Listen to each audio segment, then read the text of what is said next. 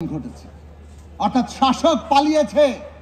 গণবিদ্রোহে, অভ্যুত্থানে, বিপ্লবে এই শাসককে পালাতে বাধ্য করা হয়েছে। কিন্তু আরেকটা অংশ বাকি, ফ্যাসিবাদ কিন্তু এখনো পর্যন্ত যায়নি। ফ্যাসিবাদ তার ব্যবস্থা নিয়ে হাজির আছে। আমরা এই ফ্যাসিস্ট শাসনের যারা বাস্তবায়নকারী এবং যারা নির্দেশদাতা, তাদের প্রত্যেকের বিচার চাই। ন্যায় বিচার হবে নতুন বাংলাদেশের যাত্রার প্রধান ভিত্তি। ন্যায় বিচার প্রতিষ্ঠা হতে হবে। একই সাথে এটা আমাদের মনে রাখা দরকার যে ফ্যাসিবাদ কেবল কতিপয় ব্যক্তি নয়। আমরা ব্যক্তির বিচার করতে পারি, তাকে এমনকি ফাঁসি কিংবা সাজা দিতে পারি। মনে রাখা দরকার, ফ্যাসিবাদ একটা ভাবাদর্শ, ফ্যাসিবাদ একটা ব্যবস্থা, একটা চিন্তার পদ্ধতি, এমনকি একটা রাজনীতি। কাজেই ফ্যাসিবাদী যে ব্যবস্থা, যে ধ্যান ধারণা, যে ভাবাদর্শ এবং যে রাজনীতি, তাকেও আমাদেরকে মোকাবেলা করতে হবে। তার বিপরীতে গণতান্ত্রিক জায়গা দাঁড়াতে হবে। একটা দলের ফ্যাসিবাদ সেটা অপসারিত হয়ে আর কোন ফ্যাসিবাদ যাতে কায়েম না হয়। যদি সেটা হয়, তাহলে ওই ৭১ সালের মতো কিংবা ৪৭ সালের মতো যেভাবে জন আকাঙ্ক্ষা ব্যাহত হয়েছে, ২৪-এর পরও আবারও ব্যাহত হবে। আর সেইটা যদি আমরা ব্যাহত করতে না চাই, আগামী দিনের বাংলাদেশ হবে একটা নতুন রাজনৈতিক বন্দোবস্তের উপর দাঁড়িয়ে। আর সেই বন্দোবস্ত গণতান্ত্রিক বন্দোবস্ত। এইটাই আমাদের ২৪-এর গণ অভ্যুত্থানের, ৭১ সালের বাংলাদেশের, ৪৭-এর পূর্ব পাকিস্তানের স্পষ্ট। গুম পৃথিবীর ইতিহাসের সবচেয়ে নিকৃষ্টতম অপরাধ। একজন মানুষ তার স্মৃতি, তার নিশানা সবকিছু নাই করে দেওয়ার চেষ্টা করা হয়।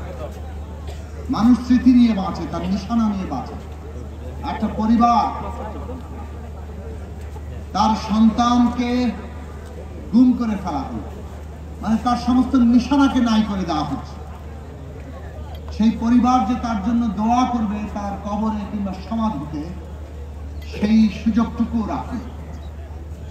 আমরা এখানে আর্তনাদ শুনেছি।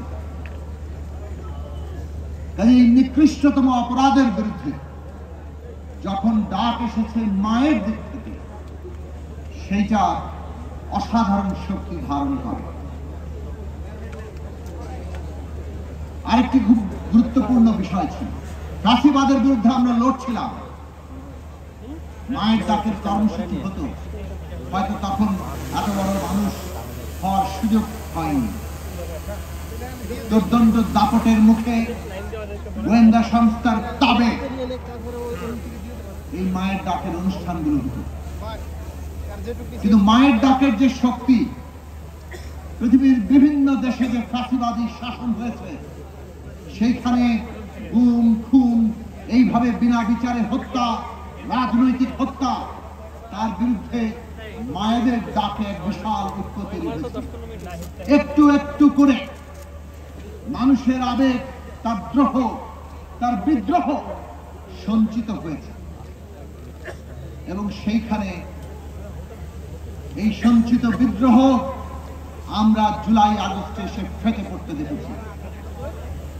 যারা নিজেদের বুকে গুলি নিয়ে, নিজেদের দেহে গুলি নিয়ে শাহাদাত বরণ করেছেন, কিংবা নিজেদের দেহের অঙ্গহানি যারা ঘটিয়েও এই লড়াইয়ে ছিলেন, তাদের লাখো সালাম এবং আজকে আমরা তাদের গভীরভাবে স্মরণ করি।